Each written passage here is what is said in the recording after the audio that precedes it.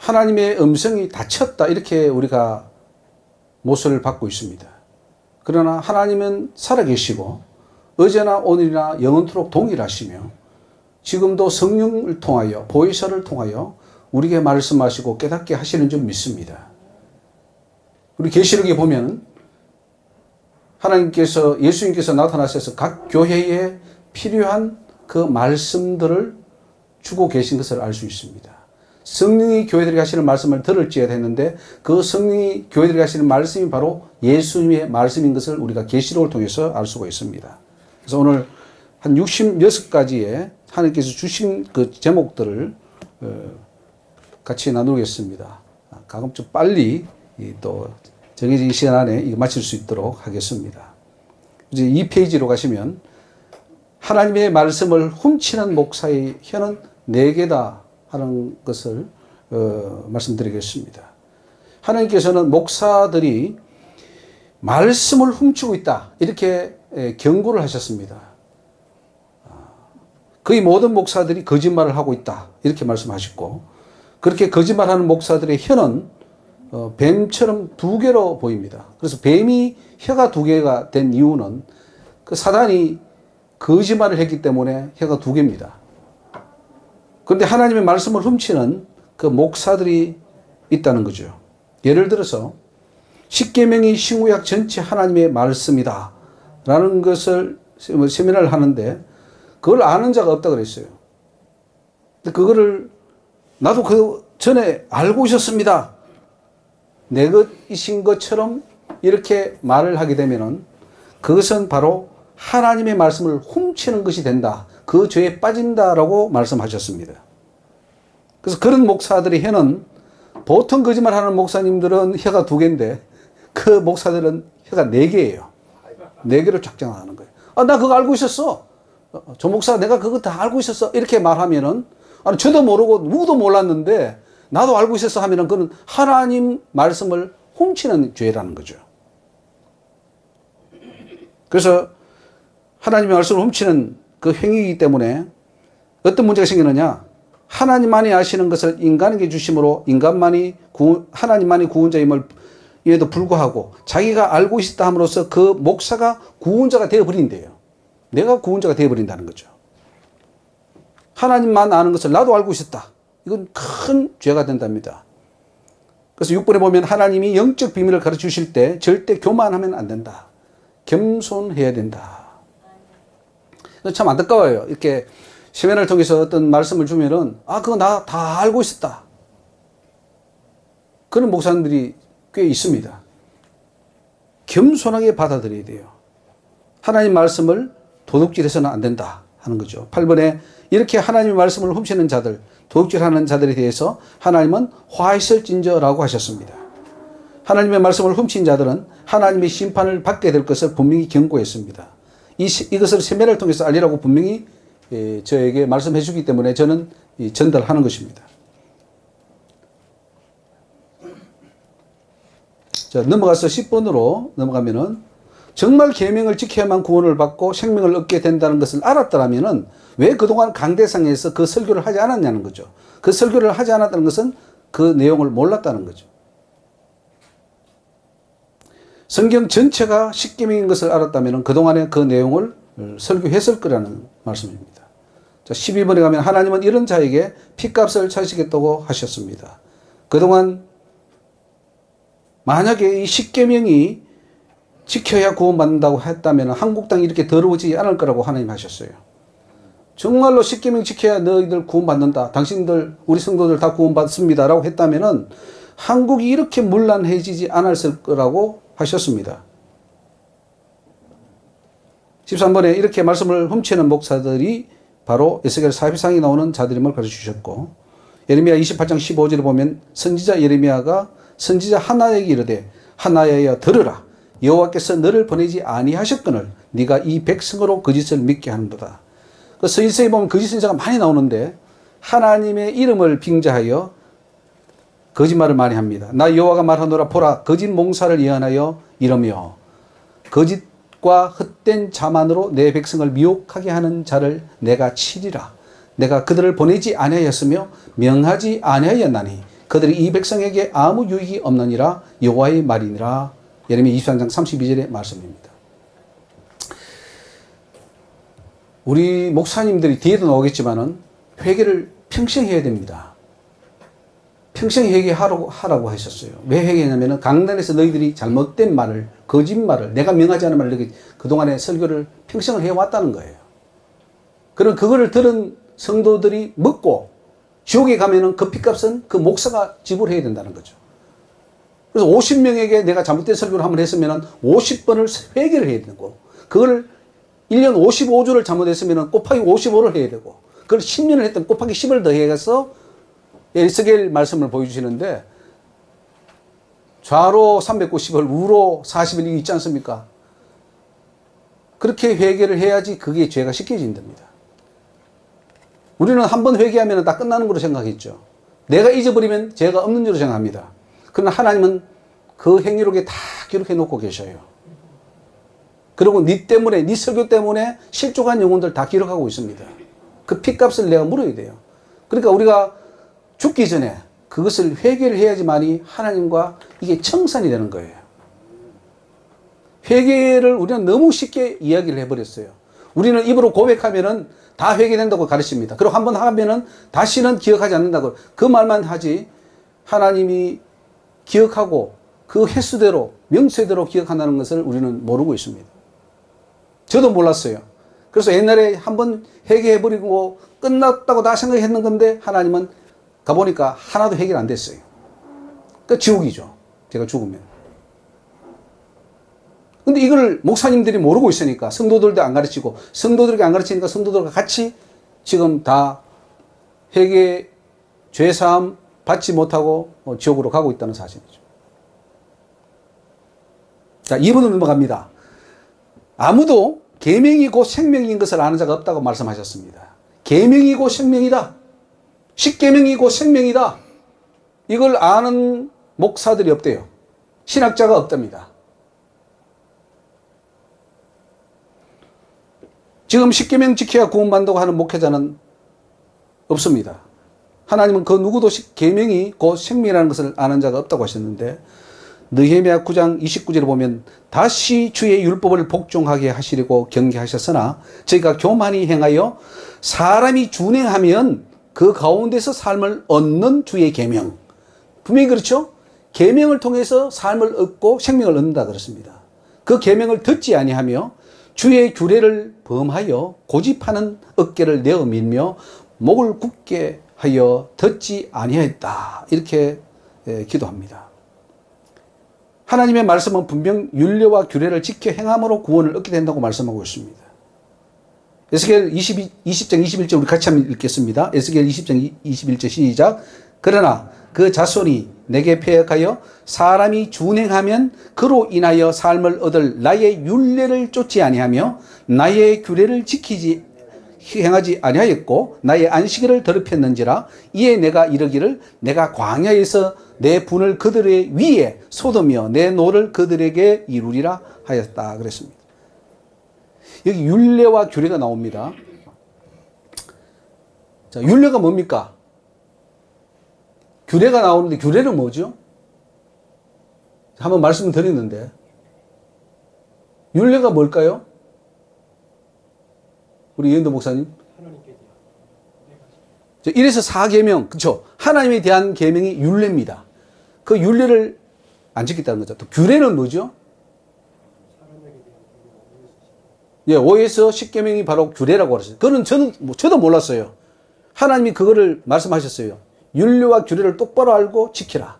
바른 생활, 도덕, 그거는 인간과의 관계에는 규례다. 그거를 지켜야 되고, 율례는 하나님에 대한 법이다. 그걸 지켜야 된다. 율례와 규례를 지키지 못하면 나에게 올 수 없다 그랬어요.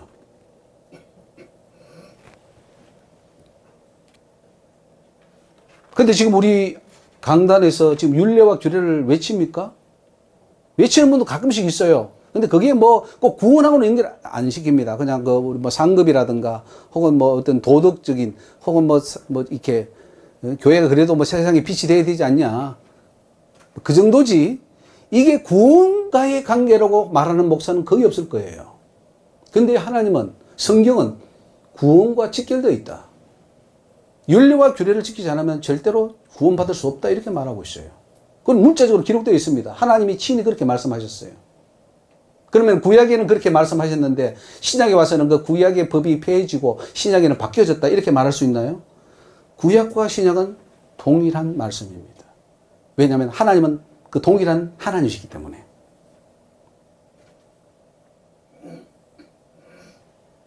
자, 에스겔 33장 15절에 보면은 준행하여 다시는 죄악을 짓지 아니하면 그가 정령 살고 죽지 않을지라. 그래서 죄를 짓다 살다가 생명의 윤리를 준행하고 죄를 짓지 않으면 그가 구원받는다. 이렇게 말하고 있습니다. 그러니까 여러분 에스겔서가 굉장히 중요한 말씀을 많이 하고 있습니다. 그래서 에스겔서를 꼭 여러분 많이 읽어보시기 바랍니다. 거기 보면은 아무리 죄인이라도 마지막에 회개하고 의를 행하면은 그 의로 인하여 그 죄인은 산다 그랬고, 아무리 의인이라도 마지막에 가서 죄를 지어버리면은 그 하나의 죄 때문에 구원이 상실된다. 이렇게 말하고 있어요. 에스겔 18장에. 근데 그거를 믿는 목사님들이 없어요. 신학교가 그거를 잘라버렸죠. 칼빈이 잘라버렸죠. 루터가 잘라버렸죠. 자, 오늘 여러분 이제 굉장히 중요한 판단을 하셔야 됩니다. 과연 성경이 맞느냐? 하나님 맞느냐? 칼빈이나 루터나 신학자들이 맞느냐? 성경이 맞느냐? 아니면 내가 믿는 이 신학이 내 교리가 맞느냐? 이걸 판단을 하지 않으면 큰일 납니다. 예수님이 그렇습니다. 생명에 들어가려면 계명을 지키라 그랬어요. 마태복음 19장 17절에 예수께서 가라사대 어찌하여 선한 일을 내게 묻느냐? 선한 일은 오직 한 분이시니라. 네가 생명에 들어가려면 무엇을 지키라 그럽니까? 생명에 들어가려면 무엇을 지키라? 계명들을 지키라. 어느 계명이오니까 하니까 예수께서 가라사대 살인하지 말라, 간음하지 말라, 도둑질하지 말라, 거짓 증거하지 말라, 내 부모를 공경하라, 내 이웃을 내 몸같이 사랑하라. 이게 바로 십계명이죠.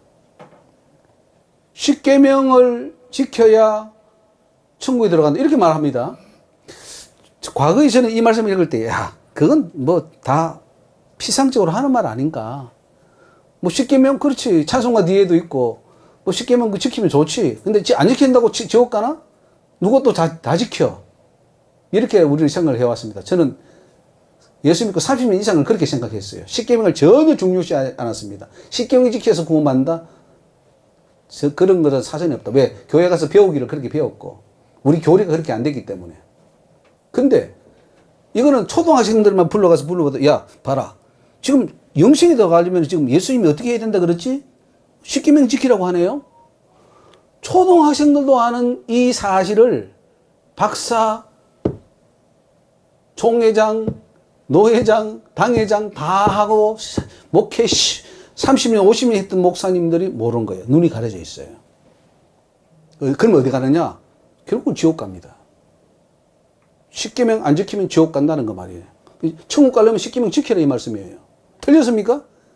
예수님 말씀에 어떻게 토를 달거나 예수님 틀렸습니까? 라고 우리가 반박을 할 수 있겠습니까?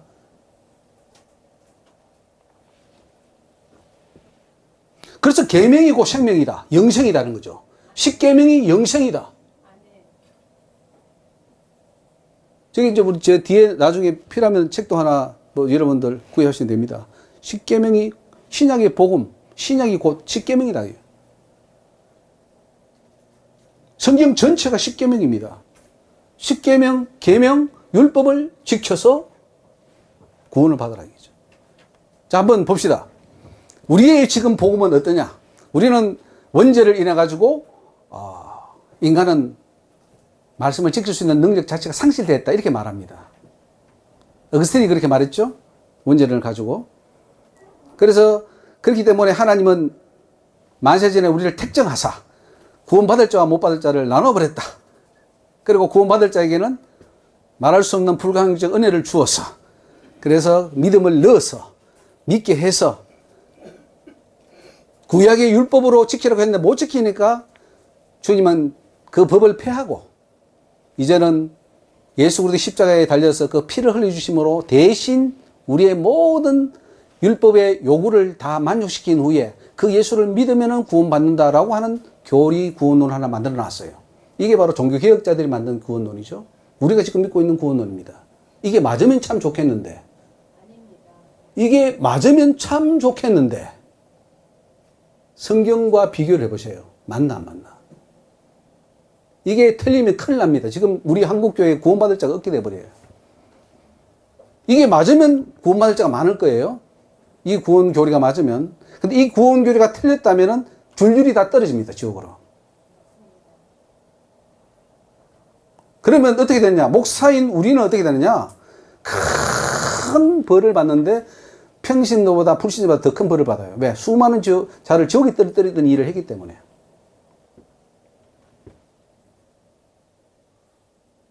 자, 그러면 이게 맞습니까? 아니면은, 자, 우리는 원죄가 있습니까? 원죄가 있다면 우리는 이미 세뇌가 돼가지고 원죄가 있다고 믿어버려요. 근데 제가 원죄가 없다는 세미나를 수도 없이 했습니다. 그리고 성경으로 다 논증을 했어요.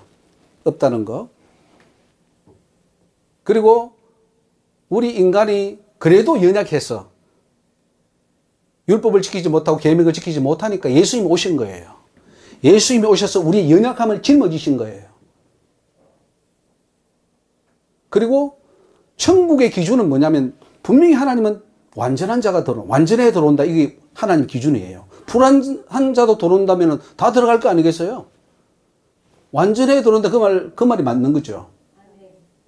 근데 완전해야 되는데 그러면 우리가 인간이 어떻게 완전하느냐. 처음부터 물어보면은 우리 인간이 어떻게 완전합니까? 우리는 인간이 완전할 수 없습니다. 라고 아예 선을 그어버려요. 이거는 곧 나는 구원을 아예 받지 않겠습니다. 라고 하는 말과 똑같습니다. 하나님이 요구하는 그 완전에 우리가 도달하려면 십계명과 율법을 지켜야 되는데 그걸 못 지키니까 예수님이 지켜주신 거가 아니고 우리가 못 지키니까 예수님이 오셔서 봐라 내가 육신으로 와가지고 이거 다 지키지 않냐. 그러니 너희들도 할 수 있어. 내가 성령을 부어줄 테니까 기도해. 내가 성령이 함께해서 너희들 다 나처럼 완전한 자로 율법을 다 지키는 자로 하나님의 흠이 없는 자로 내가 세워서 내 천국대 알곡대에서 내가 들어갈 수 있도록 해줄게. 나를 따라와. 그 길은 좁아. 많은 사람이 넓은 길로 가. 믿지 우리 저기 율법대로 안 살아도 계명 안 지켜도 믿기만 하면 가. 그게 넓은 길이에요. 근데 좁은 길 아주 극소수의 사람들이 갑니다. 거기는 하나님 계명을 다 지킨 자예요. 그래서 계시록 7장과 14장에 보면 14만 4천이 올라가고 수많은 그 성도들이 구원받은 성도들이 있는데 그들이 뭐냐면은 이 세상에 있을 때 여자로 더불어 더럽히지 아니하고 정죄를 지킨 자라 어린 양이 어디로 인다든지 따라가는 자라 이렇게 나옵니다.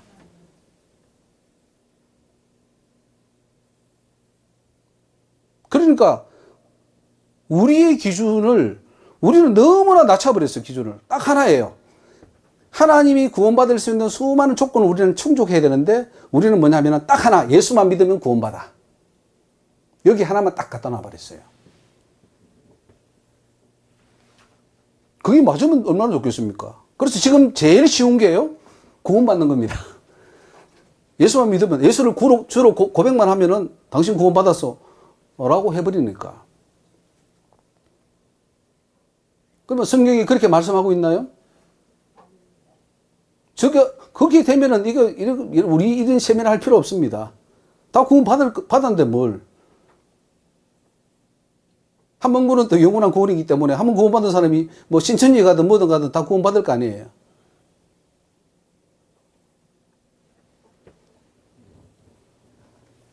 그래서 하나님께서 말합니다. 계명이고 생명이라는 자를 아는 자가 없다. 이렇게 말씀하시더라고요.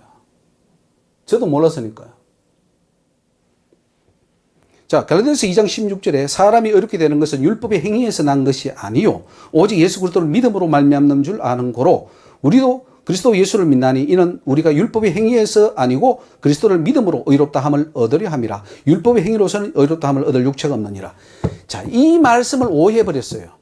다음 주 화요일에 제가 여의도에서 그 세미나를 할 겁니다. 이 갈라디아서에 대해서. 갈라디아서 바울이 말하는 그 율법의 행위, 그게 도대체 뭐냐 이거예요. 이 한마디의 구절을 잘못 해석하고 바울을 잘못 해석함으로 인해 가지고 심각한 문제가 발생하는데, 그거는 뭐냐면은 율법의 행위로 의롭다함을 받을 자가 없다. 그러니까 율법은 지키지 않아도 된다. 구원의 조건에서 빼버렸어요. 아니, 율법이 구원의 조건이 전부인데 그 조건을 빼버렸으니까 얼마나 심각한 문제가 됐냐 이거죠. 자, 여기서 말하는, 이제 잠깐 제가 설명하겠습니다만, 바울이 말하는 율법의 행위는 어떤 행위일까요? 율법의 행위로는 의롭다함을 받을 수 없다고 했을 때 그 율법의 행위는 도대체 뭘 말하는 겁니까? 여기는 예수님이 오시기 전에 행했던 할례법, 번제 같은 제사법, 또 이런 어떤 절기법, 이런 법을 말하는 겁니다. 그래서 제가 지금 저 뒤에 보면 책자가 하나 있어요. 신약 교회는 왜 율법을 지켜야 되느냐? 그 율법이 세 가지로 크게 분류해 놨습니다. 폐해진 법과 원리만 적용되는 법과 영원한 법. 이 세 가지로 분류했는데, 여기서 갈라디아서 말하는, 혹은 로마서에서 말하는 사도 바울이 율법을 행위로 어렵다함을 받지 못한다는 것은, 그거는 이제는 예수님이 없기 때문에 제사법을 완성시켜 버렸습니다. 때문에 다시 할례를 받거나 다시 번제를 드리거나 다시 짐승으로 지내면은 그는 저주받는 거예요. 그거는 복음을 부인하는 거고 예수를 부인하기 때문에 저주를 받을지어다. 그래서 갈라디아서 그렇게 말한 거죠. 그런데 우리는 어떻게 오해하기를 그 전체를 십계명도 포함을 시켜버린 거예요. 절대로 그렇지 않습니다. 사도 바울이 뒤에 보십시오. 갈라디아서 5장에 보면은 천국의 유업, 천국을 유업으로 받을 자와 받지 못할 자가 딱 나오는데, 받지 못할 자의 리스트에 십계명이 쫙 나옵니다. 율법이 쫙 나옵니다. 간음하는 자, 살인하는 자, 도둑질하는 자, 뭐 거짓 증거하는 자, 우상 숭배자들, 이런 자들은 하나님 나라를 유업으로 받을 수 없다. 이거는 뭐냐면은 이 영원한 법은 살아있다는 거죠. 그래서 이거를 분별 못해서 칼빈이, 루터가 종교개혁을 했는데 이상하게 해버렸어요. 그리고 그것을 우리 개혁주의 교회가 전통을 이어받았는데 엉터리로 받아버렸어요. 그래서 그거를 이제 다음 주에 그 여의도에서 하니까 꼭 참석하셔서 이 문제를 꼭 해결하기 바랍니다. 율법의 문제 해결해야 돼요.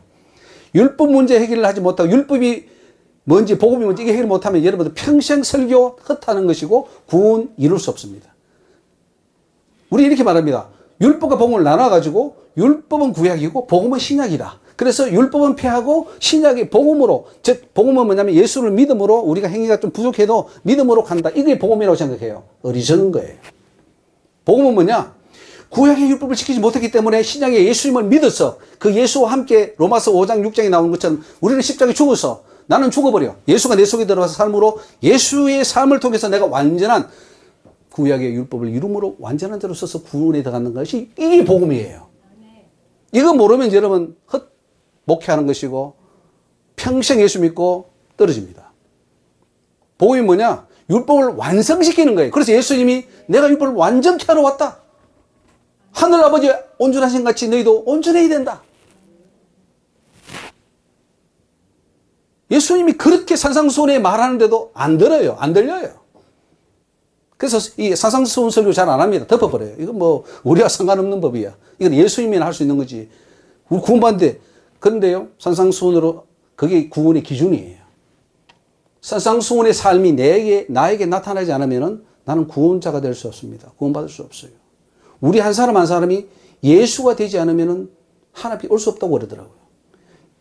네가 예수가 되어야 된다. 예수처럼 되어야 된다. 예수님의 수준까지 올라와야 된다는 거예요. 그러니까 하나님께서 하늘에서 의인을 찾고 하나님을 찾는 자가 있는가 본 적 하나도 없더라 하신 거죠. 그 말이 뭡니까? 하나님의 계명대로 사는 자가 하나도 없다는 거예요. 그런데 우리는 생각하죠. 나는 구원 받았을 거야. 나는 죽으면 천국 갈 거야. 천국 가면 좋겠지만 적어도 성경의 기준에 의하면 천국이 열리지가 않는다는 사실이죠. 그래서 이 갈라디아서 로마서 이거 정말 잘 해석해야 됩니다. 잘못 해석하면은 뭐 율법 안 지켜도 믿기만 하면 천국 간다 이런 엉터리 복음이 나와버립니다. 이게 진짜 복음일까요? 예수님의 복음하고 맞나요? 화해설진제 이 말이 왜 나오겠습니까? 계시록에 그 말씀이 왜 나오고 왜 우리는 순교해야 되고 왜 믿음을 끝까지 지켜야 되고 고난을 받아야 됩니까? 히브리서처럼. 자, 8페이지 가서 앞으로 설교자들은 계명이 곧 생명인 것을 죽도록 외쳐야 합니다. 계명을 다 지켜야 천국 들어가며 영생 얻는다는 것을 외치는 길만이 하나님 앞에 살 길입니다. 여러분 앞으로 설교할 때 여러분 10계명 지키세요. 계명을 지키세요. 그래야 천국 갑니다라고 설교를 하셔야 됩니다. 왜? 예수님도 그렇게 설교를 했잖아요.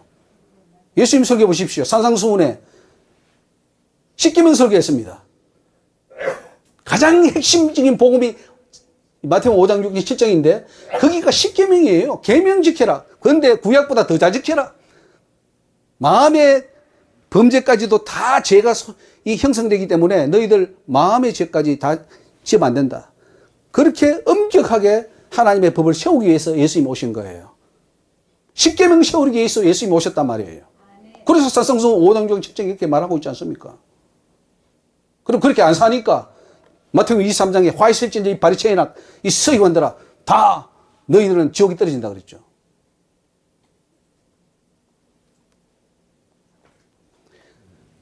잠언 19장 16절에 계명을 지키는 자는 자기의 영혼을 지키거니와 그 행실을 삼가지 아니하는 자는 죽으리라 그랬습니다. 계명을 지켜야 삽니다. 6번에 성경에서 말씀이라고 했을 때 그 말씀은 곧 계명, 율법, 10계명입니다. 하나님은 생명이시고 하나님은 말씀이십니다. 그래서 말씀은 바로 율법과 계명이기 때문에 율법과 계명이 곧 생명이다 하는 사실이죠. 오늘 이 사실을 우리는 깨달아야 됩니다. 요한복음 1장 말씀 우리 잘 알지 않습니까? 태초에 말씀이 계시니라. 이 말씀이 하나님과 함께 계셨으니 이 말씀은 곧 하나님이시니라. 그가 태초에 하나님과 함께 계셨고 만물이 그로 말미암아 지은 바 되었으니 지은 것이 하나도 것 없이 된 것이 없느니라. 그 안에 생명이 있으니 이 생명은 사람들입니다. 말씀이 예수고 예수가 생명이고 그래서 말씀이 곧 또 말씀은 바로 구약의 그 계명들입니다. 그래서 계명이 곧 생명이라는 것을 우리가 알 수 있죠. 종교개혁자들이 복음의 정의를 잘못 내렸습니다.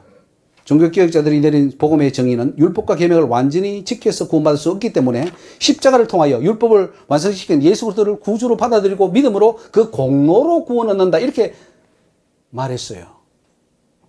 그래서 우리는 예수님 등에 업혀서 간다. 뭐 이런 생각을 많이 합니다. 그래서 로마서도 보면은 만일 은혜로 된 것이면 행위로 말미암지 않음이니 그렇지 않으면 은혜가 은혜되지 못하는. 바울이 말할 때 행위가 아니다. 율법의 행위가 아니다. 그 말이 무슨 말인가를 여러분 분명히 아시기 바랍니다. 그거는 율법의 행위는 제사 이런 거 지내는 거 이거 아니야. 그거 너들 이제는 그거 필요 없어. 예수님이 오시기 때문에 예수 믿어야 돼. 예수만이 우리의 죄를 씻고 의롭게 될 수 있어. 그분이 유일한 분이야. 그걸 강조한 거예요. 그래서 거기서 십자가만 안 지키도 그러면 되느냐? 10계명 어기면은 예수님이 피로 흘려서 우리를 씻어준 그 의가 완전히 상실돼 버린다는 거예요. 상실돼 버린다는 거예요. 하나님이 그렇게 피 흘려서 내가 내 몸 버려 피 흘려 너희들 죽었건만 너희들 다시 죄죠? 우리는 죄지어도 괜찮다 그래요. 목사님들은 아예 노골적으로 한 번 구원받은 사람은 죄지어도 그 죄 때문에 지옥 안 갑니다. 구원파하고 비슷해요. 그거는 하나님을 다시 십자가에 못 박는 행위입니다. 여러분 그렇게 설교 안 하셨나요? 한번 예수 믿는 사람, 구원받은 사람은 그 다른 죄 지은다고 지옥 간다고 그렇게 설교해 보셨나요? 그 죄 때문에 지옥 간다고 성경은 말씀하고 있지 않습니까?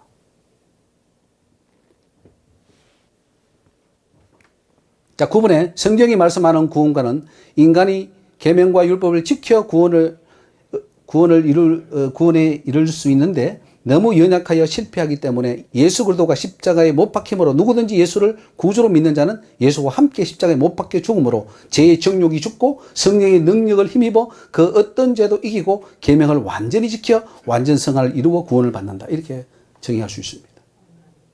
우리가 알거니와 우리 옛사람이 예수와 함께 십자가에 못 박힌 것은 죄의 몸이 멸하여 다시는 우리가 죄에게 종노릇 하지 아니하리 함이라. 죄에게 종노릇 하지 않는다는 것은 죄를 다시 짓지 않는다는 걸 말하죠. 로마서 6장 6절의 말씀입니다. 그러니까 우리는 사도 바울을 너무 오해했죠. 로마서 1장 17절 가지고 그냥 믿음으로 의인은 산다. 그래서 우리는 믿으면 다 의롭게 돼서 간다. 이렇게 말했지. 이렇게 죽는다는 것, 죽어야지 된다는 것, 이걸 그동안에 강조하지 않았습니다. 자, 10번에 지금까지 이런 영적 비밀을 알지 못하기 때문에 계명이고 생명인 것을 아는 자가 없는 것입니다.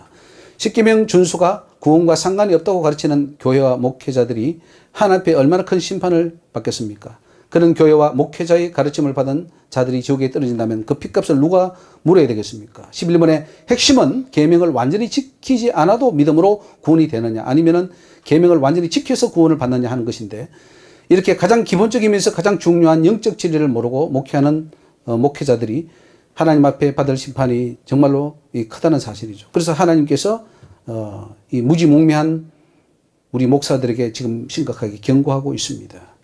요한복음 14장 17절 말씀 같이 한번 읽겠습니다. 저는 진리의 영이라 세상은 능히 저를 받지 못하나니 이는 저를 보지도 못하고 알지도 못함이라. 그 다음에 요한복음 8장 32절 진리를 알지니 진리가 너희를 자유케 하리라. 오늘 우리를 가리고 있는 이 영적 안대를 오늘 우리 벗어버리시기 바랍니다. 내가 믿고 있는 게 지금 우리는 다 옳다고 믿잖아요. 내가 믿고 있는 이 신학, 교리, 나는 맞아 라고 다 생각합니다만은 말씀에 비추어서 잘못된 것은 벗어버려야 됩니다. 자, 그 다음에 세 번째로 강대상을 함부로 내어주는 것은 불법이다. 하나님께서 목회자들에게 지금 말씀하기를 목회자들은 먹고 놀기를 좋아한답니다. 그래서 먹고 놀기 때문에 강대상을 잘 비운답니다. 그리고 남에게 맡기고 어디 놀러 다니고 그런데요. 그래서 어떤 일이 있어도 강다를 지켜야 함에도 불구하고 놀고 먹다 보니 함부로 자신의 강대상을 아무에게나 내어주는 그 행위를 하나님이 질책하고 계십니다. 강대상에 할례받지 못한 자나 성령이 없는 자에게 강대상을 내어주는 것은 곧 하나님의 성소를 더럽히는 행위라고 하셨습니다. 이 강단에 여러분들 할례받지 못한 혹은 하나님이 세우지 않는 자를 세우는 것은요, 그건 굉장히 큰 죄가 됩니다. 아무나 세우면 안 됩니다. 내주지 말라요. 설교고 내가 설교해야 되는데 다른 사람 함부로 설교하도록 허락하지 말라는 말씀입니다. 그래서 에스겔 44장 7절로 9절에 보면은 이건 하나님이 직접 주신 말씀이에요. 대저 너희가 마음과 몸에 할례받지 아니한 이방인을 데려오고 내 떡과 기름과 피를 드릴 때에 그들로 내 성소 안에 있게 하여 내 전을 더럽히다 그랬습니다. 너희의 모든 가정한 일 외에 그들이 내 언약을 위반케 하는 것이 되었으며 너희가 내 성물의 직분을 지키지 아니하고 내 성소에 사람을 두어 너희 직분을 대신 지키게 하였느니라. 나 주 여호와가 말하노라. 이스라엘 족속 중에 있는 이방인 중에 마음과 몸에 할례를 받지 아니한 이방인은 내 성소에 들어오지 못하니라. 함부로 강대상 내어주지 말라고 주님이 말씀하시기 때문에 여러분들 함부로 내준 것을 회개하시기를 바랍니다. 그리고 함부로 강대상을 내어주고 돈만 챙기고 놀러 다니고 가정의 행복에 안주하는 그 목사는 직분을 팔아먹은 것이라고 하셨습니다. 목사 직분 팔아먹은 것이래요. 하나님 주신 목사를 팔아먹었습니다. 이런 자들에게 하나님은 화하실진저 라고 말씀을 하셨습니다.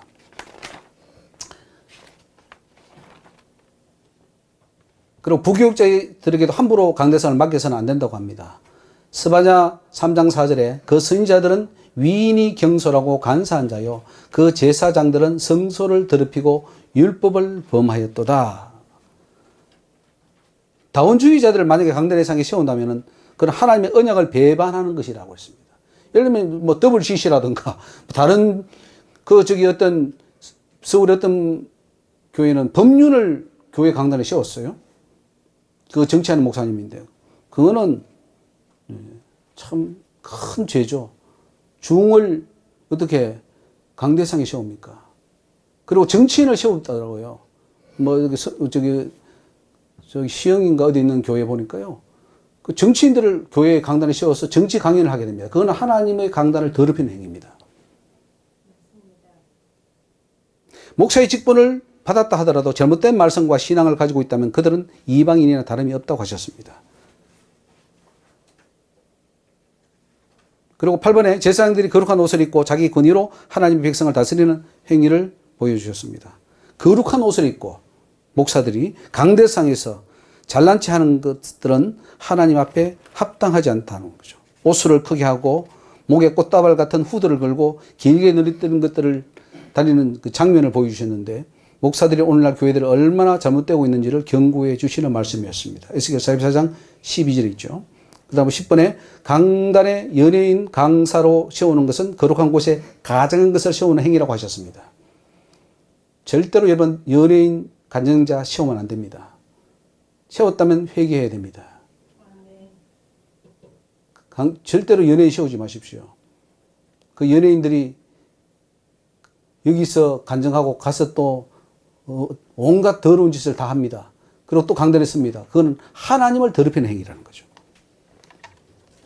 음란이나 간음을 한 상태에서 회개하지 않고 강단에서 올라가 찬양하는 것 또한 강단을 더럽히는 행위라고 했습니다. 그래서 함부로 청년들 올라가서 강단상에서 막 찬양하고 요즘 이렇게 하는 것 전부 다 하나님 더럽혔대요. 거룩한 곳에 가진 것을 세웠다 그랬어요. 오늘 교회, 한국교회를 향해서 하나님이 질타하셨습니다. 그런데 안 하는 교회가 있나요? 다 하고 있죠. 부채춤 그거 안 됩니다. 부채춤 출 때 귀신이 왔다 갔다 합니다. 같이 춰요. 북치고 장구치면 뒤에 나옵니다만은 북치고 장구치면 귀신들 엄청 들어옵니다. 그런데 교회가 다 하고 있죠. 그러니까 교회를 더럽히는 거예요. 누가? 목사가. 그러니 뭐 하나님께서는 피눈물 흘리는 거예요. 내가 피로 값주고 세운 이 교회들이 그리고 한 영혼 다 내가 피 값주고 돈 주고 샀는데 이제는 사단에게 다 내어줘 버리는 거예요. 자기를. 사단이 장악해 버렸습니다. 고린도후서 6장 14절에 보면 너희는 믿지 않는 자와 멍에를 같이 하지 말라. 의와 불법이 어찌 함께하며 빛과 어둠이 어찌 사귀며 그리스도와 벨리알이 어찌 조화되며 믿는 자와 믿지 않는 자가 어찌 상관하며 하나님의 성전과 우상이 어찌 일치가 되리요. 그런데 여러분들 일제시대에 교회 안에 신사를 만들어 놓고 거기에 먼저 경배를 하고 예배를 드리면은 일본 순사들이 봐줬어요. 예배 드리라 그랬어요. 그게 혼합주의죠. 지금 전부 다 지금 그렇게 하고 있어요. 교회 안에 우상들이 한두 가지가 아닙니다. 꽉꽉 차 있어요. 여러분 모르죠? 지금 이제 리스트가 나올 겁니다. 그거 다 알면은 여러분들 회개 지금 앞으로 한 달, 몇 달 해야 될 겁니다. 어느 목사는 교회 가니까 골동 본부 갔다 놨다 그러고 났는데 절 막혀 있는 거죠. 이 사람은 이거 목사가 이게 뭐야? 그랬더니 끄떡도 안 해. 예, 맞습니다. 우상들이 엄청 들어와 있습니다. 있는 그 글자 갖다 놨어요. 예, 맞습니다. 그 골동 본이라고. 뭐 그런 것부터 해서 뭐 제가 보니까 저기 이제 진해에 가보니까 그 주기철 목사님 교회 기념관을 만들어 놨어요. 그 옆에. 교회 옆에. 그 옛날에 쓴 책들 뭐 이런 거 뭐 입었던 뭔 거 다 그 우상들이에요. 하나님의 성전에 왜 인간의 업적을 기리냐 이거예요. 왜 인간의 이름을 붙이냐 이거예요. 다 우상입니다. 오직 하나님의 이름, 예수 이름만 높여야 되는데 거기에 사람의 이름을 붙여서 사탄은 경배를 받아요. 왜 신사참배는 그렇게 반대해놓고 그 고신척들이 한상동 목사의 그 정시를 받은 그 사람들이 왜 나가서는 또 지금 우상을 숭배하고 있습니까? 자기가 우상이 뭔지도 몰라요. 근데 우상을 열심히 숨기고 있죠. 고신척들도.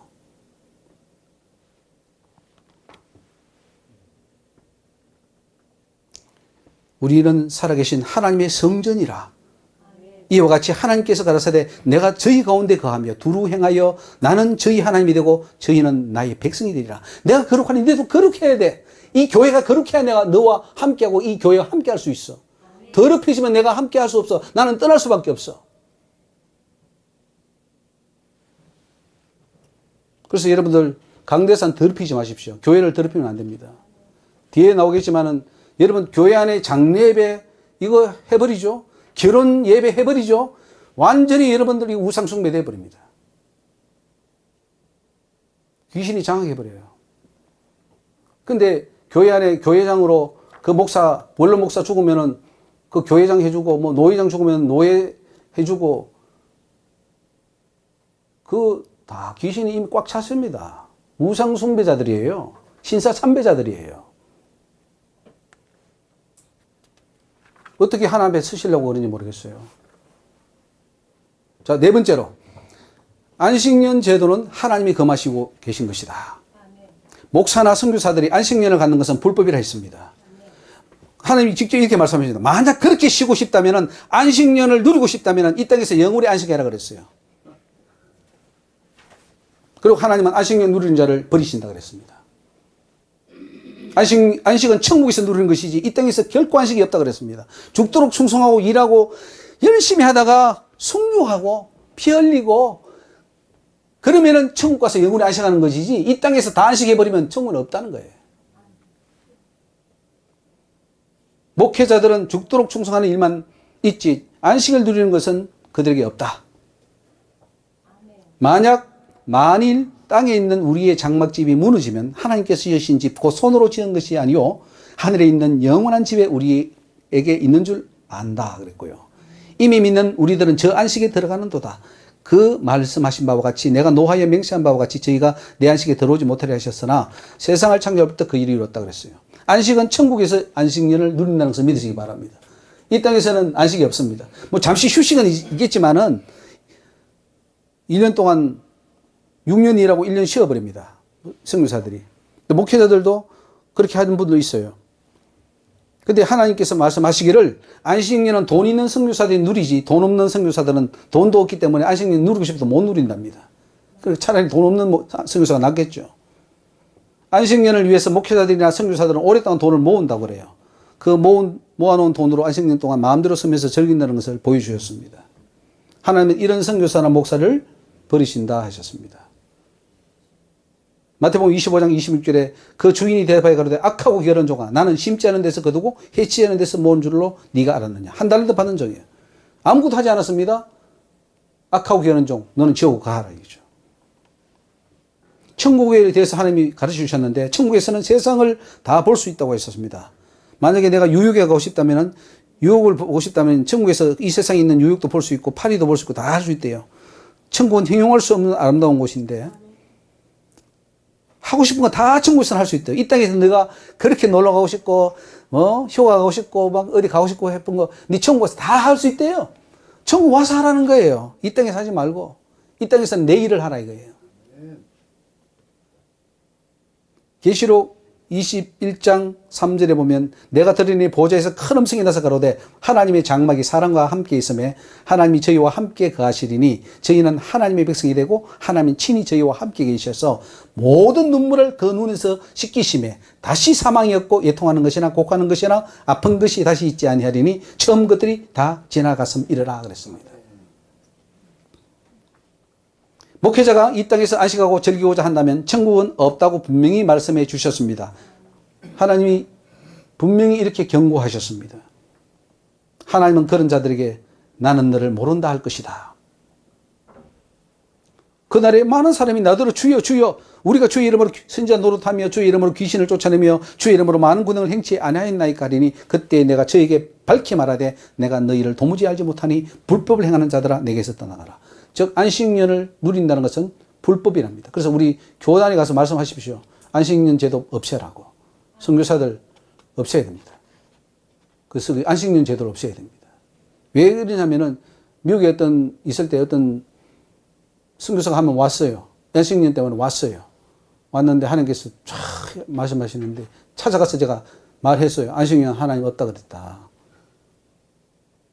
그리고 그 사람이 어떻게 하는 걸 다 보여주셨어요. 다 보여주셨어요. 하나님이 없어요. 자기만 있는 것이지. 말인적 선교사지 선교사가 아니었다는 거죠. 그래서 찾아가서 말해주면 듣고 그렇습니까? 내가 그럼 회개해야죠 하는데 듣기 싫다래요. 가시오. 왔죠 뭐 어떻게 하겠어요. 저는 전해주라니까 차를 2시간 타고 갔는데 가서 했는데도 안 들으니까 뭐 할 수 없는 거죠. 지옥에나 가라 그러고 그러면 안 되죠.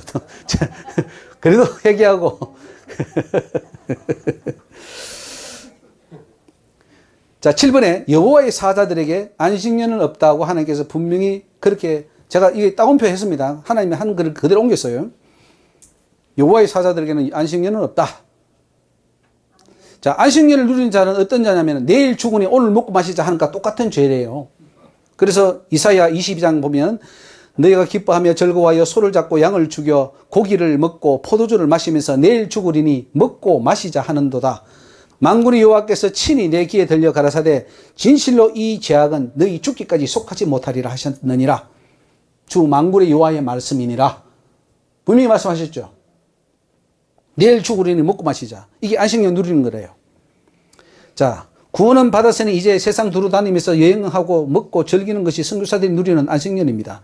이 죄악은 죽기까지 속하지 못할 것이라고 하나님께서 경고하고 있습니다. 11번에 영적인 것은 하루만 지나도 모른대요. 그렇게 말씀을 많이 알아도 하루만 말씀 안 보고 하루만 기도 안 하면은 깜깜하대요. 그래서 매일 해야 하라는 거죠.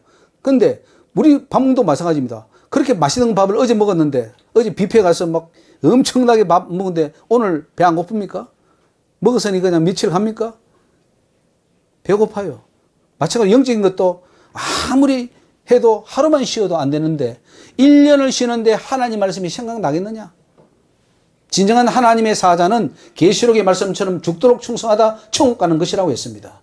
제자들을 보라 그랬습니다. 이 땅에 오신 예수가 그랬는가 보라 그랬습니다. 그들은 하나님 앞에 합당한 생활을 했고 쉴 곳도 없었고 잠잘 곳도 없었고 여우도 굴이 있고 공중에 새도 거처가 있는데 인자는 머리 둘 곳이 없다고 했습니다. 안식년을 취할 것 같으면 영원히 안식하고 주의 일은 그만두라고 하셨습니다. 안식년을 취하는 것은 탕자의 행위가 똑같다고 말씀하셨고 아버지의 것을 가지고 방탕하게 다 써버린 탕자가 바로 그 안식년이라고 했습니다. 안식년 동안 말씀 연구하는 것은 거짓말이라고 해요.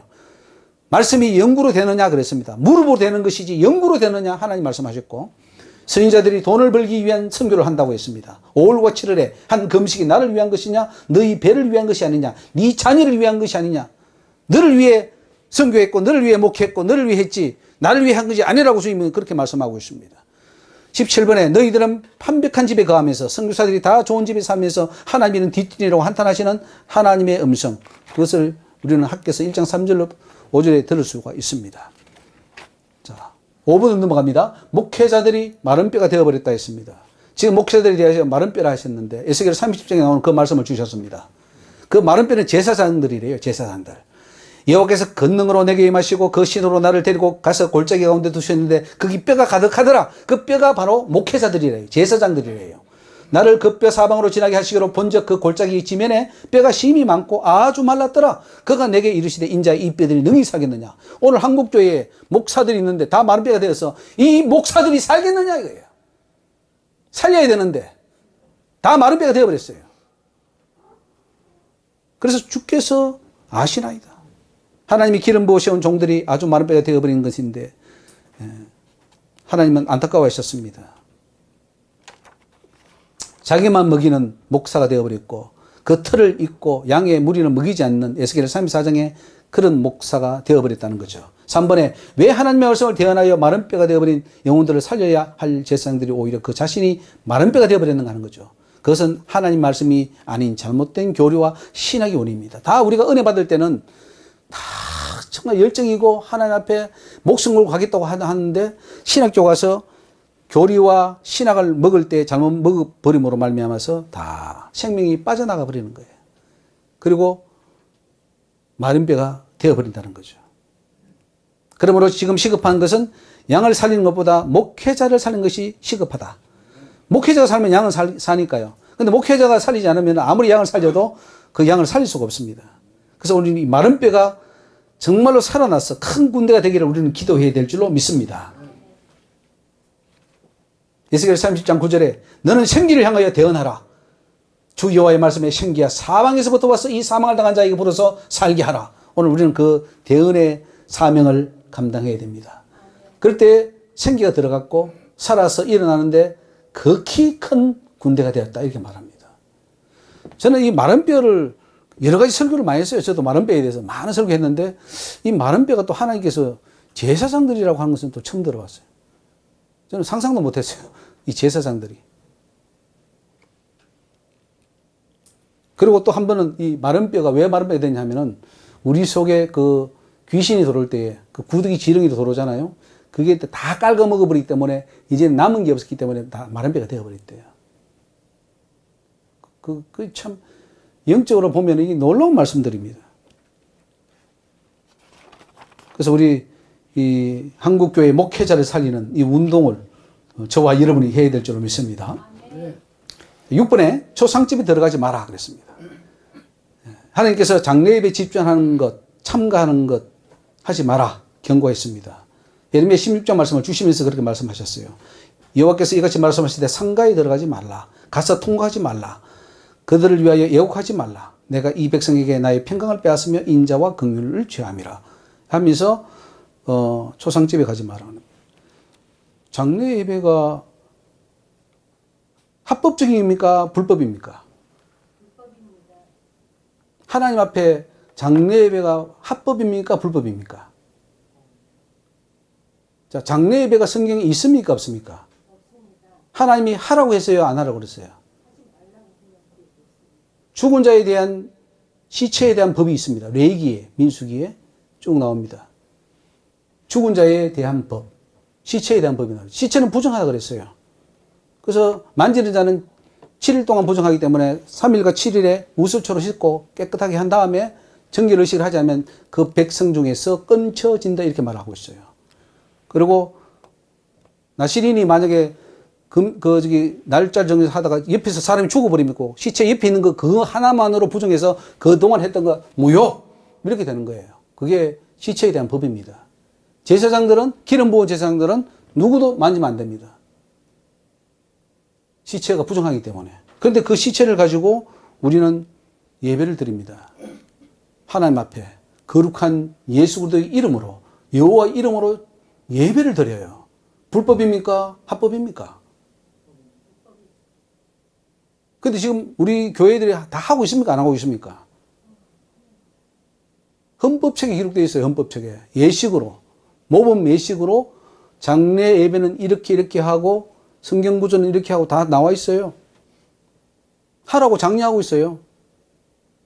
자, 이게 합법이면 다행인데, 하나님 죄가 안 되면 다행인데, 만약에 죄가 안 된다면 이거는 교단 전체가 하나님 앞에 우상 숭배를 하는 거예요. 둘 중에 하나입니다. 이게 합법이냐 불법이냐 둘 중에 하나예요. 성경이 있냐 없냐예요. 인간이 만든 제도냐 하나님이 만든 제도냐. 그래서 하나님께서 이런 말씀하시죠. 천국에 올 자가 없다. 목사들 중에 천국에 올 자가 없다 그랬어요. 저를 포함해서.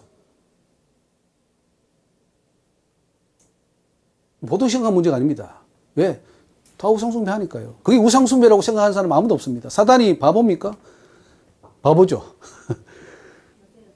그런데 교묘하게 속입니다. 합법적인 것처럼 위장을 해버리죠. 예수님 말씀합니다. 누가복음 9장 60절에 죽은 자들로 자기의 죽은 자를 장사하게 하고 너는 가서 하나님의 나라를 전파하라. 야, 장례 지는 사람, 죽은 자를 저기 안 믿는 사람들, 지옥 간 사람들 하게 해라. 그리고 너는 하나님 복음을 전파하라 그랬어요. 근데 우리는 다른 일을 안 하다가도 장례 예배는 사명을 걸고 가서 하죠. 그 참여하죠. 국화꽃 놓죠. 예. 국화꽃은 사단에게 드리는 그죠. 행위죠. 자, 죽은 시체를 넣고 막 예배하고 찬양하고 조사를 넣고 그분을 생애의 업적을 탁 이야기하죠. 그리고 우리는 하나님께 받을 수 있다고 합니다. 그리고 뭐 그 죽은 자의 유족을 위로했다고 합니다. 유족 위한 그 사람을 경배했잖아요. 다 돌아가면서 앞에 가서 절하고 국화꽃 놓고 잘 가라 그러고. 그걸 왜 예배를 하는지 죠. 장례는 장례로 하면 되는 것이지 장례에다가 예배를 붙여버리면은 그건 하나님께만 드릴 예배를 그 시체를 놓고 예배를 드리기 때문에 시체에 드리는 예배예요. 그게 사단이 받아가 버리는 거죠. 그러니까 성경에 없는 법을 만들어서 교회는 지금 신사참배보다 더 위험한 상황에 처해 있습니다. 다 합법적으로 하고 있어요.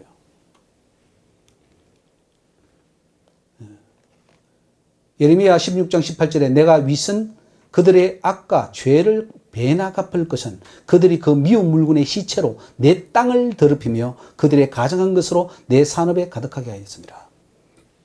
에스겔 24장 17절에 죽은 자들을 위하여 슬퍼하지 말고 종용이 탄식하며 수군으로 머리를 동이고 발에 신을 신고 입술을 가리우지 말고 사람이 부귀하는 식물을 부귀하는 식물은 초상집에 가서 그 음식 먹는 겁니다. 장례식장에 가서. 그것도 먹지 말라는 거죠. 시체 자체가 부정하기 때문에 가족이 아니면 접근하거나 만지지 말라고 미가에서 19장 13절에 말하고 있습니다. 학계에서 2장 13절에도 그렇고요.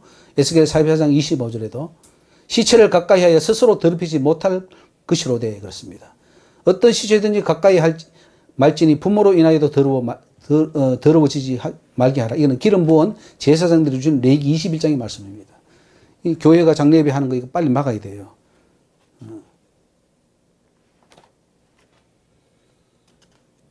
그것이 바로 하나님의 이름을 더럽히는 행위다.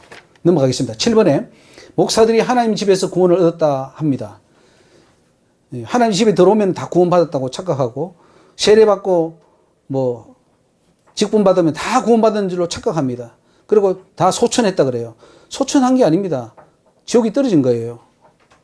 한국 교회는 가장 심각한 문제가 지금 구원을 받지 못했음에도 구원받았다고 착각하는 거예요. 죽으면 지옥인데 망상에 사로잡혀서 다 천국 갔다고 말해요. 예레미야 7장 9절에 너희가 도둑질하며 살인하며 가늠하며 거짓 맹세하며 십계명 다 어기면서 성전에 들어와서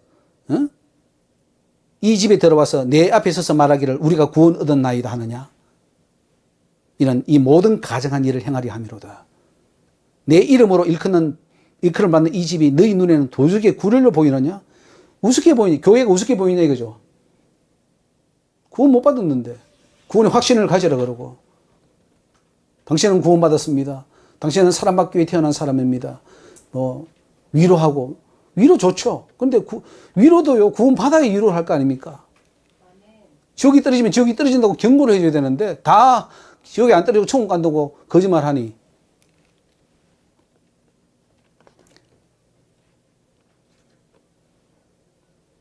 그래서 하나님 집에 나온다고 구원받는 것이 아니라는 것을 우리는 경고해 주어야 됩니다. 교회가 구원의 확신을 갖는 것, 이거 위험한 일입니다. 구원의 확신은 왜 있습니까? 구원은 죽을 때까지 이루는 것이지. 그리고 최종적으로는 하나님이 너 구원받았다 안 받았다는 하나님이 선택하는 문제지 내가 확신한다고 구원되고 확신 안 한다고 구원이 안 되는 겁니까? 그러니까 잘못된 거죠. 빌립보서 2장 12절 말씀 우리 같이 읽습니다. 그러므로 나의 사랑하는 자들아 너희가 나 있을 때뿐 아니라 지금 더욱 나 없을 때에도 항상 복종하여 뭐라고요? 두렵고 떨림으로 너희 구원을 이루라 그랬습니다. 히브리서 3장 12절에 형제들아 너희가 삼가 혹 너희 중에 누가 믿지 않는 악심을 품고 살아계신 하나님에게서 떨어질까 염려하라 그랬어요. 떨어질까 조심해라. 예. 자, 에스겔 18장 24절 말씀 나오네요. 한번 읽겠습니다. 7번에 에스겔 18장 24절 시작. 만일 의인이 돌이켜 그 의에서 떠나서 범죄하고 악인이 행하는 모든 가정한 일대로 행하면 살겠느냐. 그 행한 의로운 일은 하나도 기억함이 되지 아니하리니 그가 그 범한 허물과 그 지은 죄로 인하여 죽으리라 그랬습니다. 그러니까 지금까지 의롭게 살았는데 오늘 와가지고 죄를 하나 지어버리면 그 전에 행한 의는 다 사라진다는 거죠. 그리고 그 오늘 범한 그 죄로 인하여 살겠느냐? 지옥 간다. 이 말씀을 하는 거예요.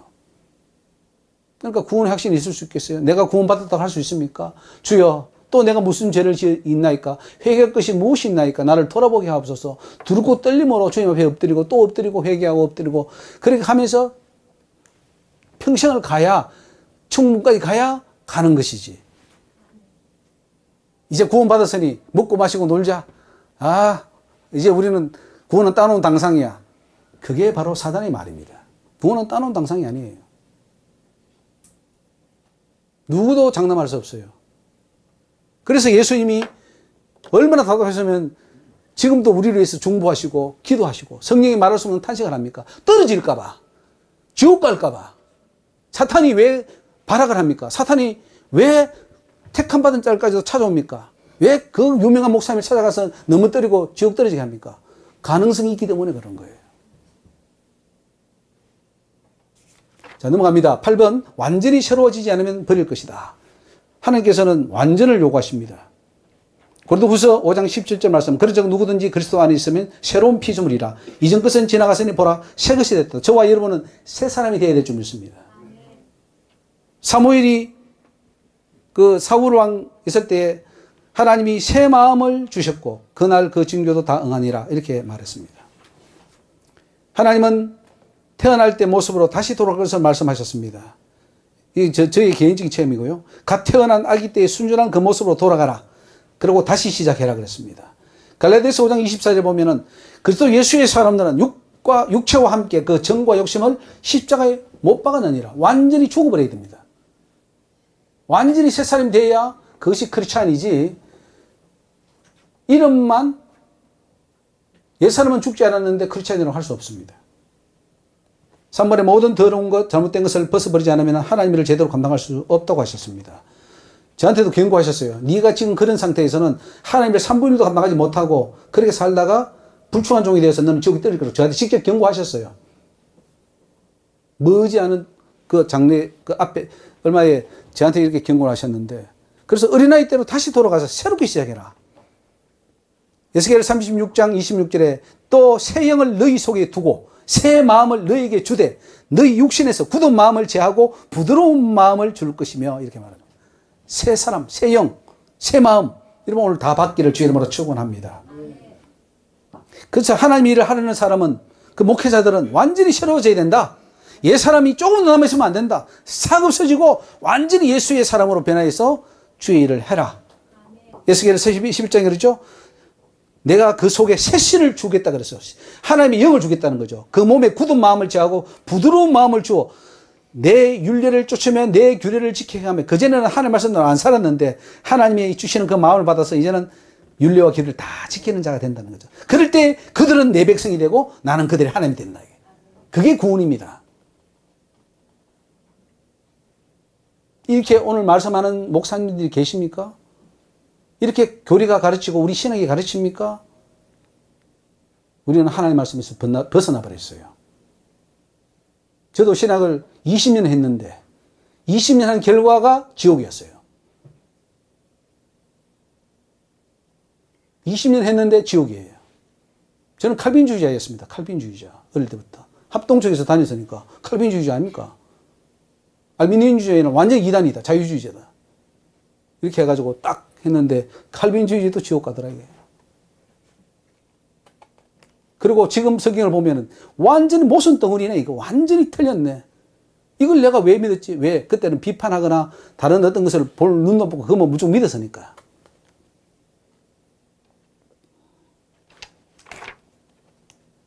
자, 넘어가겠습니다. 예, 완전한 어린아이 모습으로 돌아가는 것이고요. 그 다음에 9번에 하나님의 말씀과 인간의 말을 왜 분별하지 못하는가 하는 말씀입니다. 이제 성경 66권은 신구약 성경, 정확무한 하나님의 말씀으로 우리는 믿고 있습니다. 하나님께서도 성경 66권을 다 외우라고 저한테도 말씀하셨어요. 66권 다 외우라고. 요한복음 3장 33절에 하나님의 보내신 이는 하나님의 말씀을 하나니 이는 하나님이 성령을 한량없이 주심이라.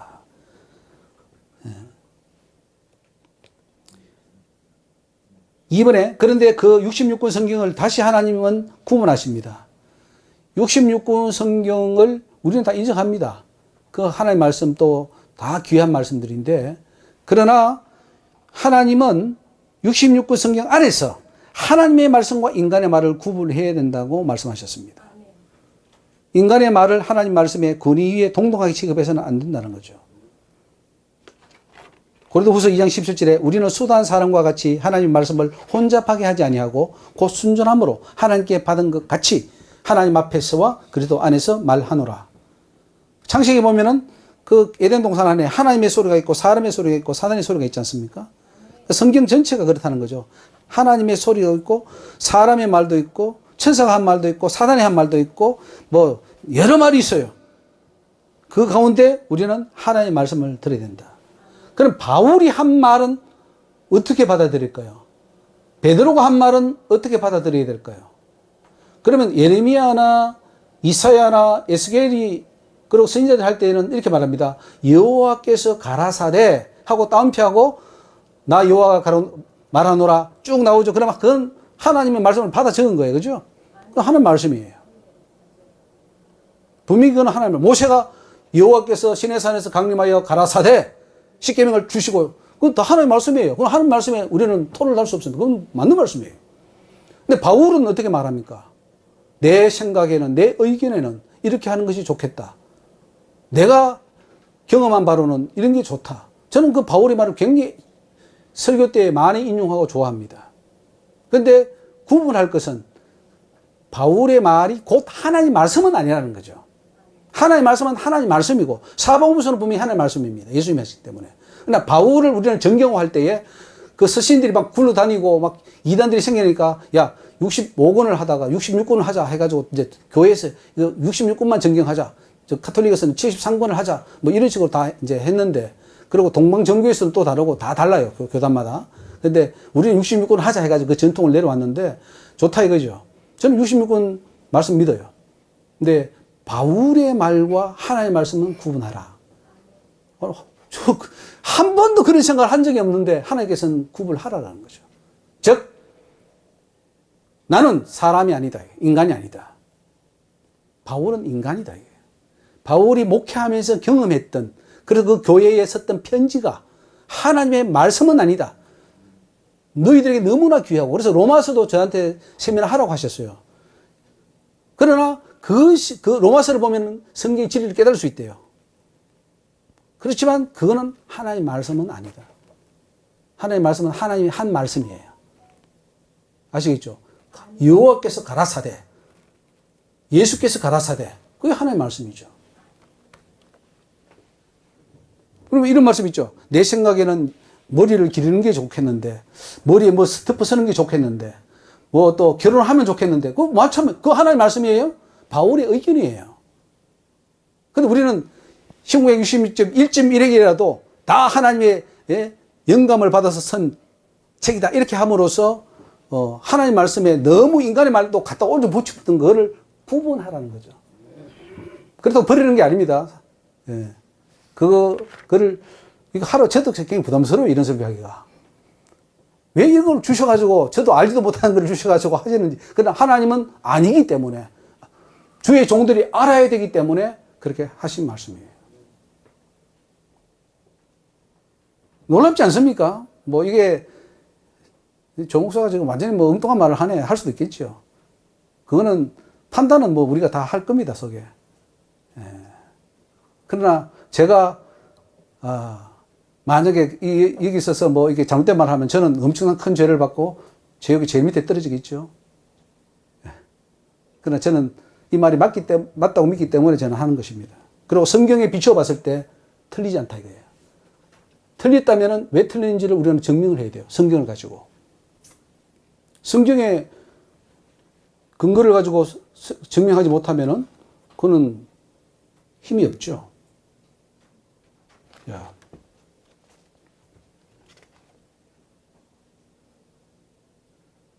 지금 또 심각한 문제가 뭐냐면요. 우리 대부분의 조유신학이 바울신학에서 왔습니다. 바울신학. 사복음서는 좀 제쳐두고 하긴 하지만은 거의 바울신학이에요. 로마서, 갈라디아서 이 가지고 다 신학을 조직해버렸어요. 조유신학이.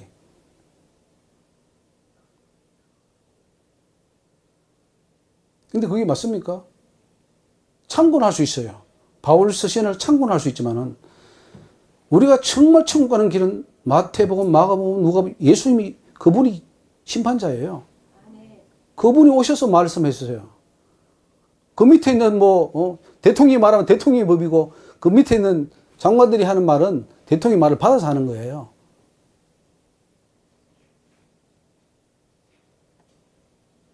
우리는 그동안에 이거를 구분하지 않기 때문에 로마서 1장 17절 말씀 이런 걸 잘못 이해해가지고 또 아까 갈라디아서 말씀 잘못해가지고 율법으로는 온전해질 자가 아무도 없다. 이런 잘못 바울이 그런 말을 의도해서 한 건 아닌데 우리가 오해해버렸어요. 우리가 오해해가지고 잘못된 신학을 만들었어요. 어떻습니까 여러분? 지금 우리가 믿는 이 신학, 이 신앙, 이 교리, 이 신앙 고백 가지고 천국 갈 수 있겠다고 생각합니까? 사람의 개념입니다.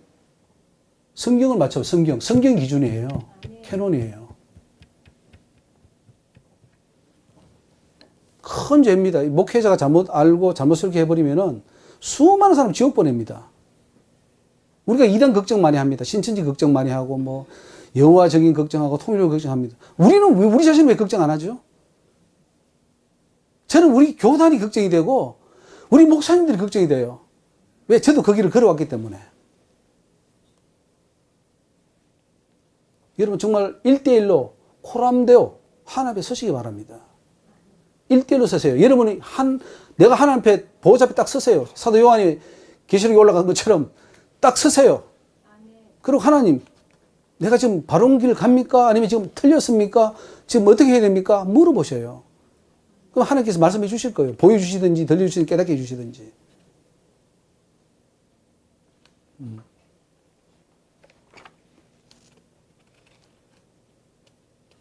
하나님은 선지서, 지혜서, 사복음서를 다 외우라고 하셨습니다. 모든 설교가 여기서 나온다고 하셨고, 선지서에서 본문을 택할 경우 지혜서를 통하여 사복음서로 마치라고 하셨고, 사복음서에서 본문을 택할 경우 지혜서를 통하여 선지서로 마치는 것이 이게 설교라고 그랬어요. 그래서 우리 예수님의 설교를 보면은 이 땅에 오셔서 이사야서를 읽었습니다. 누가복음 4장에 보면은 눌린 자에게 포로된 자에게 자유를, 눈먼 자에게 다시 보게 함을 그거 쭉 읽으신 다음에 설교를 하셨어요. 이 말이 오늘 너희에게 능하였도다. 그러니까 선지서를 읽고 복음서로 마치는 거죠.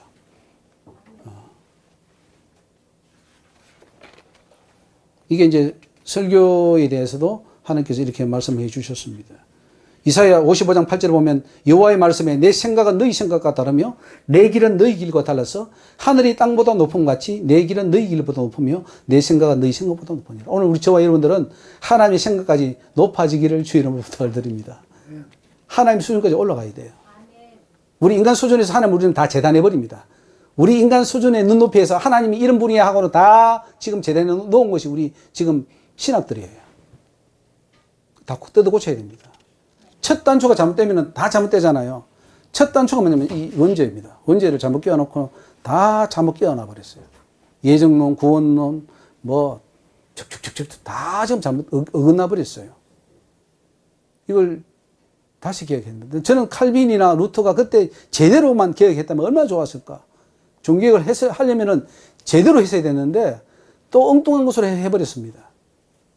가톨릭은 너무 엉뚱한 행위를 강조해가지고, 그거 막 부정 일으키다가, 이거 아니네. 행위 다 잘라버리고, 이제는 믿음만 가지고 덜렁, 이게 구원론이다 하고는 복음을 제시해버리는 이 잘못된 종교개혁을 다시금 회복을 해야 돼요. 우리는 한 말씀으로 돌아가야 됩니다. 자, 10번 집에 가서 또 한번 읽어보시고요. 11번 넘어가겠습니다. 한 입으로 두 말 하지 마라. 비난하지 마라. 남의 허물을 들춰내지 말라. 이런 말입니다. 이것도 한번 가서 여러분 읽어보시기를 바라고요.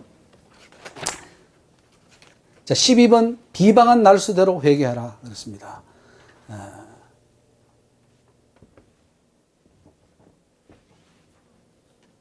비방한 날수대로 회개하라. 몇 페이지야? 55페이지, 페이지가 좀 다르네요. 12번으로 넘어가요. 38페이지. 예. 우리가 회개할 때 어떤 죄를 뭐 100번 지었는데 한 번 회개함으로써 다 용서받았을 것이다 이렇게 믿어버리는데, 그래 되면 참 좋겠어요. 근데 저 범죄한 횟수대로, 심지어는 이렇게 하나님께서 회개를 시키는데요. 제가 범죄한 그 현장에까지 데려갔어요. 그 가서 회개하라고 그랬어요. 그 가는데 보니까요, 그때 범죄케 했던 그 귀신이 거기 있더라고요. 거기서 오지 말라고, 너가 왜 왔냐고 막 발악을 하고 욕을 하는 거예요. 근데 거기 가서 회개하고 해야지 그 죄가 해결되고, 어떤 죄는 토설해야 됩니다. 내가 어떤 교회 공금을 횡령했다면은 성도들 앞에 서서 내가 교회 공금을 횡령했습니다. 정말로 내가 잘못했습니다 하고 성도들 앞에서 고백을 할 때 죄가 해결되지, 하나님 앞에 하면 해결해도 될 문제가 아니에요. 어떤 죄는 사람 앞에서 그걸 풀어야 돼요. 그래서 예물을 제단에 드리다가 형제에게 원망 들을 만은 있거든 먼저 형제와 화해하고 와서 예물을 드리라. 그 말이 뭐냐면은 먼저 사랑과 풀어야 됩니다. 사랑과 풀어야 될 것을 풀지 않으면 아무리 하나님 앞에 가서 회개해도 그 죄는 해결되지 않습니다. 그래서 그거는 또 그런 죄가 있습니다. 그래서 회개에 대해서도 우리는 다시 배워야 돼요. 이 회개가 보통 복잡한 게 아닙니다. 안 되더라고요. 그리고 죽을 때까지 회개하래요. 왜? 죄가 너무 많아가지고. 우리는 하루에도 모르겠어 한 50개에서 100개의 죄를 지을 겁니다. 생각으로 짓고, 말로 짓고, 행동으로 짓고, 게을러서 짓고, 뭐 해서 짓고. 날마다 회개하고. 그런 자는 천국 가죠. 왜냐면 날마다 자기를 구원 위해서 엎드리니까. 겸손해지니까. 자, 자기 자랑하지 마라 그랬어요. 자기 자랑. 자기 자랑 우리 목사님들 많이 하지 않습니까? 나 뭐 과거에 뭐 했다. 그거 자랑하는 거는 하나님을 발로 밟는 거래요. 하나님 위에 자기가 깔고 앉는 거예요. 그거랍니다. 그거 하나님 가르쳐 주셨습니다. 내 자랑하면. 내 과거에 뭐 했는데, 이거 우리 많이 하지 않습니까? 저도 많이 하고. 우리 조성일 목사님 어떻겠습니까? 이강희 목사님 어떻습니까? 많이 하죠. 많이 했습니까? 옛날에 뭐 김일삼 대통령하고 뭐 같이 뭐 맨날 장관하라고 그 자랑하는데 어떡하실랍니까? 저도 많이 들었는데. 우리는 그런 자랑 들으면 좋아요. 왜냐면, 와, 이거 뭐 대단하시네 하고는 하는데, 문제는 그게 하나님의 죄가 된다는 거죠. 남이 나를 칭찬해 주는 건 괜찮아요. 그러나 내가 나를 자랑하면 그건 죄가 된대요. 하나님을 무시하는 거래요. 목사들까지 자기 자랑하는 사람이 있어. 맞습니다. 그래서 이 강단에 올라가지고 뭐 부흥사들 와가지고 주로 하는 부흥회 하다 보면은 막 부흥사들이 했던 옛날에 뭐 내가 기도했는데 역사에 나가지고 막 귀신이 떠나고 막 병자 일어나고 막 가정이 문제가 해결되고 부자가 됐고 이런 이야기 많이 하잖아요. 그럼 우리는 또 좋아서 은혜 받았다 그러고 헌금도 많이 하고 그러잖아요. 그게 다 좋은 줄 알았는데 하나님은 아니래요. 그거는 하나님을 무시하는 거다. 하나님만 자랑하라는 거예요. 하나님만 자랑하는데 왜 네 자랑하냐? 그거 다 회개해야 돼. 우리 이강희 목사님 회개하셔야 됩니다. 한 번 회개 안 돼요. 횟수가 지금 한 몇 내겠어. 내가 볼 때는 한 5천 번 되겠는데. 5천 번 회개해야 돼요. 사람들이 무시하니까. 나는 그렇게 회개하는 게 아니고 네. 내 것은 다 거두시고 네. 주님 내 안에 오시옵소서. 네. 오셔서 역사하옵소서. 그러니까 그렇게 하려면 5천 번 해야 된다니까요. 하나님이 가르쳐 주셨어요. 저도 꿈에도 몰랐어요. 저는 한 번 회개하러 끝난 줄 알았다니까요. 하나님이 네가 죄 지은 날수대로 횟수대로 하라. 와. 그거 힘들지. 그렇지. 사람들이 그렇게 하는 것은 자랑하고 그런 것은 자기가 너무 무시를 당하니까 예. 하나님이 나도 이렇게 은혜 주셨다. 네. 그것도 자랑이잖아요. 예. 그러니까 우리 조성인 목사님도 회개해야 되고 저도 회개해야 되고 지금 큰일 났습니다. 지금 막 죽을 때까지 회개해야 돼요. 근데 이게 자랑이 이렇게 큰 죄가 될 줄 몰랐어요. 복음 전도자들은 어떤 경우를 막론하고 자기 자랑하면 안 된답니다. 왜냐하면 자기를 드러내는 것은 곧 하나님 위에 올라가는 것이 되기 때문이다.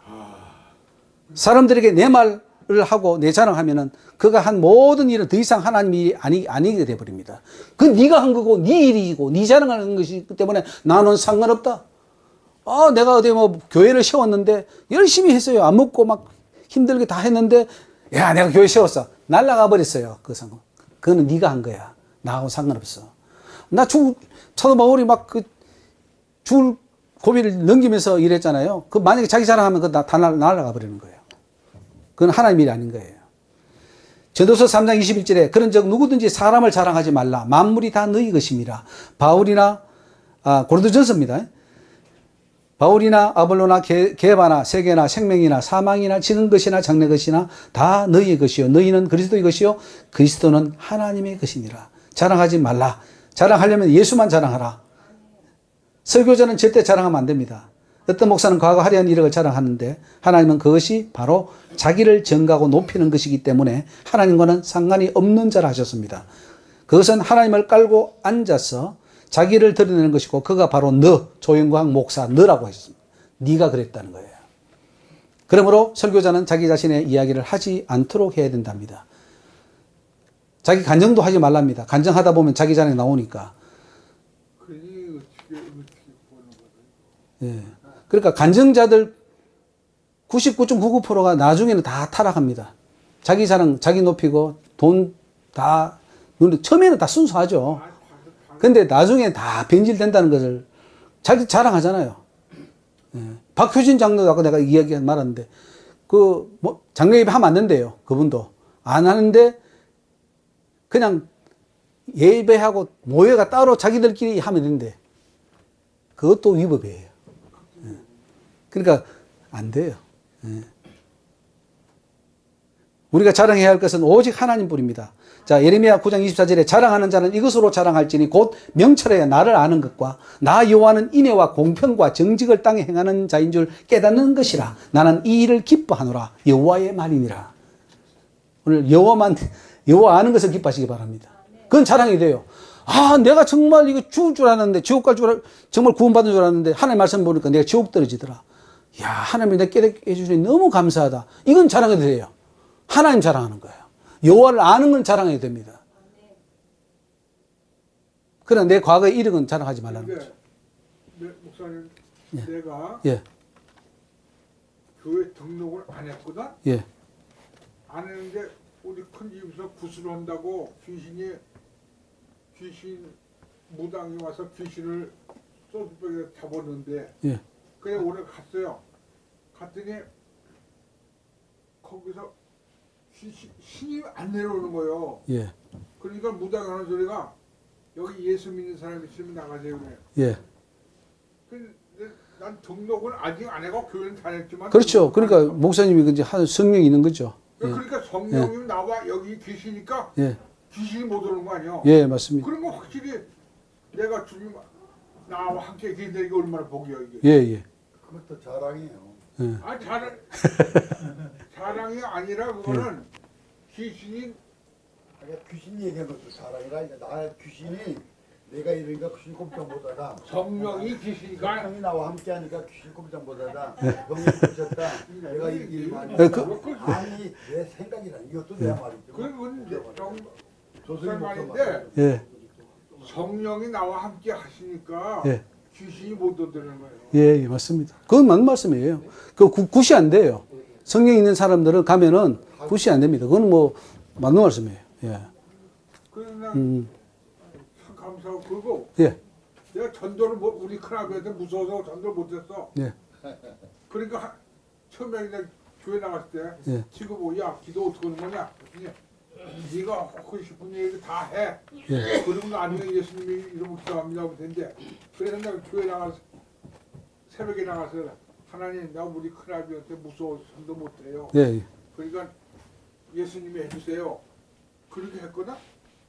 근데 이게 8년 만에 큰아버지 교회 나간다고 연락이 왔더라고. 그건 이걸 말하려고. 그래. 하여튼 목사님이 하나님 얼마나 사랑하셨어요. 그런데 문제는 목사님이 우리가 다 지금 회개할 것이 너무 많다는 거예요. 나도 모르게 맞지. 자랑한 거 다 회개해야 되고, 우리 이강희 목사님도 사실은 하나님 보여주신 게 있어요. 그 회개해야 될 거. 지금 나중에 기회 되면 말씀드릴게요. 그거 하셔야 돼요. 왜냐면 천국 길이 막히니까. 지금도 그렇고 우리 사실 저는요, 하나님이 저한테 죄 들어준 건 아마 제가 세상에서 제일 괴수일 거예요. 너무 많은 죄를 드러내주니까 모든 게 다 죄더라고. 그래서 나는 딱 손듭니다. 아, 나는 당신보다는 더 죄인입니다. 나보다 당신이 다 의인입니다. 저는 그렇게 말해요. 왜? 너무 죄가 많더라고요. 모든 게 다 죄야. 맞아요. 머리털부터 발끝까지 다 죄예요. 그래서 내 죄가 머리털보다 많다는 말이 저는 믿어져요. 적어도 여기 계신 분은 저보다는 더 의인들입니다. 예. 자, 이제 한 5분 정도 더 하고 좀 쉬었다가 그것도 하도록 하겠습니다. 15분 갑니다. 15분. 예, 15분 가봅시다.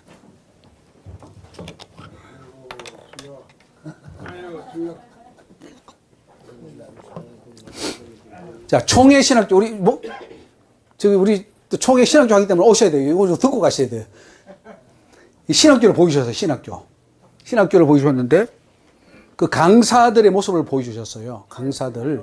이제 신학교에서 이제 그 강의하려고 하는데, 그 한 총회 신학교 강의자들을 보여주시면서, 강사들 머리에 뭘 쓰냐면 삼각형 꽃갈 되는 거, 시커먼 거, 그걸 쓰고 망토를 쓴 지옥의 사자의 모습을 보여주셨습니다.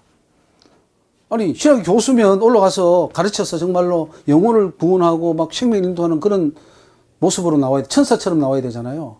근데 시커먼 망토를 쓴 거예요. 지옥의 사자. 그러니까 야, 나 지옥의 사자야. 너희들 앞으로 내 부하가 돼가지고 너 열심히 교회에 나가가지고 해서 다 지옥 백성 만들어. 그거예요. 그 신학교가 그 일을 하고 있는 거예요. 심각하잖아요. 이단들은 이해가요. 이단들은 그렇게 하잖아요. 만약에 그 이만희가 하는 그 신천지 신학교는 어떨까요? 저는 그렇게 생각해요. 시커먼 망토 있고 올라온다고 생각해요. 그런데 그게 아니라 우리 아주 보수 교단, 아주 이렇게 자기들은 믿는다고 하는 그런 교단의 신학교를 보여주시는데 시커먼 도포를 입고 그 교수들이 오는데 지옥의 사자였어요. 계시록 2장 9절을 보면 내가 네 환난과 궁핍을 나누니 실상은 네가 부유한 자니라. 자칭 유대인이라고 하는 자들의 회방도 하느니 실상은 유대인이 아니요 사단의 회라. 그 신학교가 영혼을 구원하는 신학교로 하는데 실상은 지옥의 사자들이라. 그 신학교 가서요 사람 망치는 거예요. 그 순수한 열정 가진 그 사람을 신학교 가서 완전 망쳐버리는 거야. 신학교 강사들은 영혼을 살리는 자가 아니었습니다. 오히려 영혼을 지옥으로 끌고 가는 지옥의 사자의 역할을 하고 있었습니다. 고린도후서 11장 15절에 그러므로 사단의 일꾼들도 자기를 의의 일꾼으로 가장하는 것이 또한 큰일이 아니라 저게 결국은 그 행위대로 되리라. 겉은 천사인데 속은 지옥의 사자입니다. 강의실에서 자기 자랑하는 교수를 보여주셨는데 그들은 성령의 사람들이 아니라 사단의 종이었습니다. 4번에 어떤 교수는 회의실에 앉아있는데 돌부처처럼 앉았어요. 생명이 없는 돌부처처럼 앉아있었습니다. 그래서 이 신학교가 필요하죠.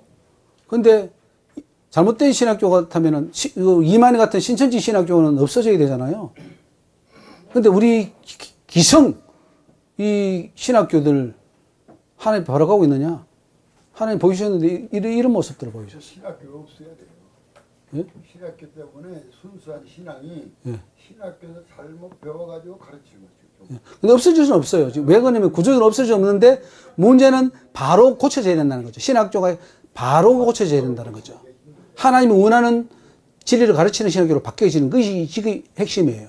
왜냐하면 바울도 두란노 서원을 세웠잖아요. 그래서 말씀을 가르치고 하는 것처럼 그런 식으로 바뀌어야 되는데 지금 너무나 인본주의로 혹은 사단이 준 생각들로 잘못된 교리로 도배되어 있기 때문에 그 신학으로 머리를 빡 한번 넣어버리면은 이거는 아무리 몽둥이로 치고 망치로 깨부셔도 부셔지지 않는 그런 사람이 되어버립니다. 그래서 오늘 이런 부분들을 우리 잘 생각합시다. 우리 한 10분 좀 쉬고 하겠습니다. 예.